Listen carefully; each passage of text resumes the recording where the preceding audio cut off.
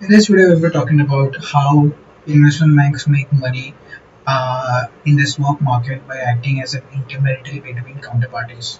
So, in my last video, I had talked about the calculations of the swap market, how counterparties can get into a swap transactions, exchange their cash flows for fixed to floating, floating to fixed, and then I talked about the calculations. But in OTC market, in OTC segment, OTC is a huge market, right?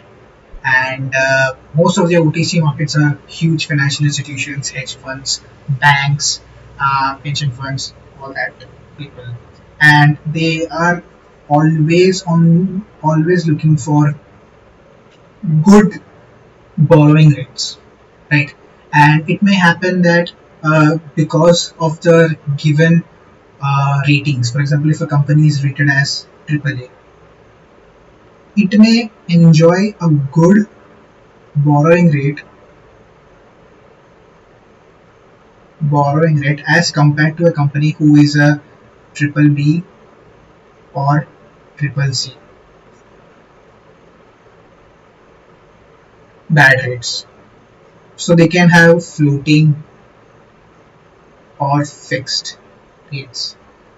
So in such scenarios, they reach out to investment banks who acts as a swap dealers. I have mentioned here swap dealers, and these investment banks acts as an intermediary between two institutions who borrow who are borrowing from someone at a fixed or at a floating, and then they swap their transactions through a swap dealer who charge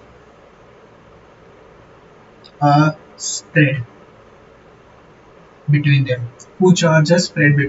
For example,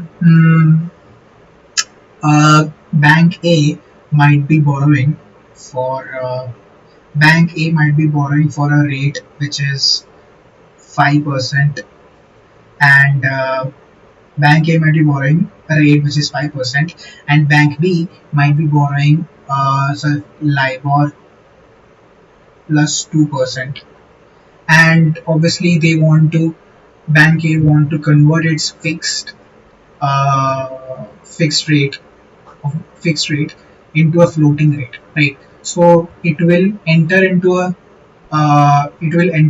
a swap transaction where it will pay LIBOR and it will receive a fixed, right? So it will change its cash flows from a fixed to floating, and bank B will do the opposite, right?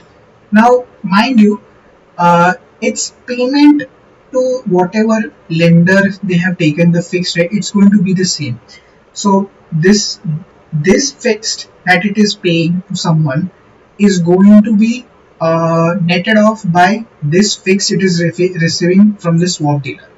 The swap dealer it's paying LIBOR.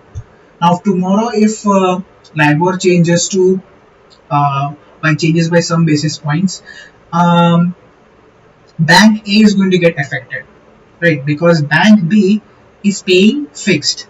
See, bank B is paying fixed, right? So this is how more or less swap dealers make money. So in the next video, I will be going through in detail about this, how I will be talking about something known as a law of comparative advantage and law of absolute advantage, where financial institutions with different credit ratings can enter into a swap transactions, and who have different borrowing rates, and then how they profit out of them. So, thank you.